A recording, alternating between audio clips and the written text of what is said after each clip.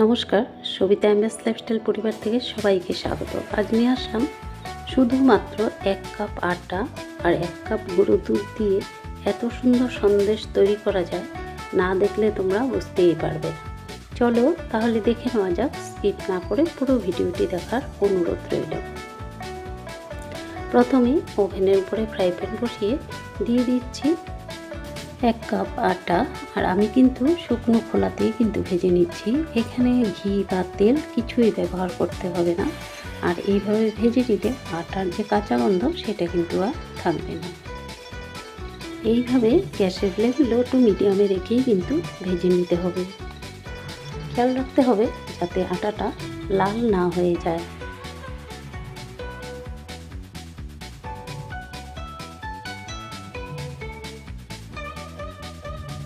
তো ভাজা হয়ে গেছে, এখন আমি নামিয়ে নেব। আবারও ফ্রাই প্যান বসিয়ে দিলাম, দিয়ে দিচ্ছি 1 কাপ চিনি আর দিয়ে দেব 1.5 কাপ জল। 1 কাপ দিয়ে দিলাম আর দিয়ে দিচ্ছি 1/2 কাপ জল। এখন একটা আঠালো শিরার মতো তৈরি করে নেব। শিরাটা তৈরি হতে হতে আমি কিন্তু আটাটা চেলে নিব। অবশ্যই কিন্তু আটা চেলে নিতে হবে। আমি কিন্তু এখন গ্যাসের ফ্লেম অফ করে দিয়েছি। অফ করে দিয়ে দিলাম 1 কাপ দুধ। এখন শিরার সঙ্গে খুব ভালো করে মিশিয়ে নেব। দেখো একদম মিশে গেছে দুধ। এখন দিয়ে দেব চেলে রাখা আটা, অবশ্যই চেলে নিতে হবে। দিয়ে দিলাম।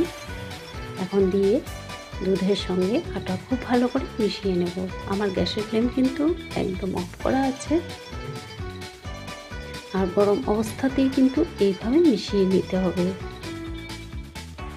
এই কাজটা কিন্তু খুব তাড়াতাড়ি করতে হবে।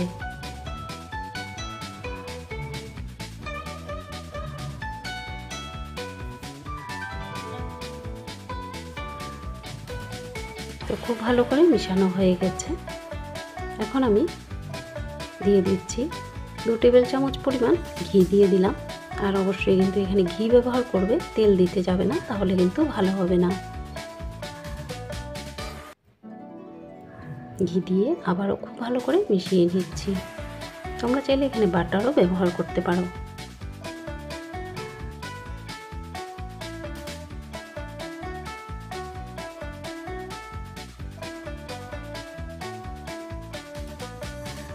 এখন দিয়ে দিচ্ছি এলাচ গুঁড়ো,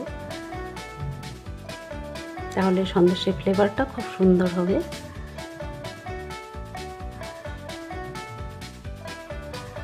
এখন আমি নামিয়ে নিচ্ছি।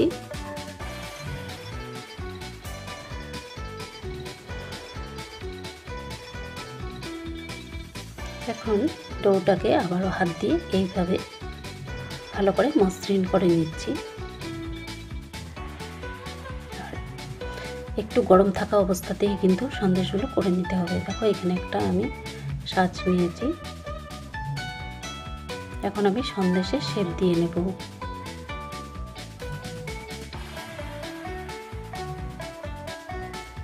ভিডিওটি দেখে যদি ভালো লাগে অবশ্যই সাবস্ক্রাইব করে সঙ্গে থাকবে। সাবস্ক্রাইব করে রাখলে আমি যখনই নতুন ভিডিও আপলোড দেব সঙ্গে সঙ্গে তোমাদের নোটিফিকেশনে পৌঁছে যাবে।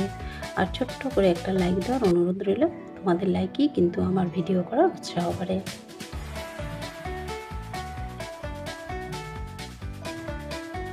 এইভাবে আমি সবগুলো তৈরি করে নেব। 5 মিনিট পর তোমাদেরকে দেখাচ্ছি।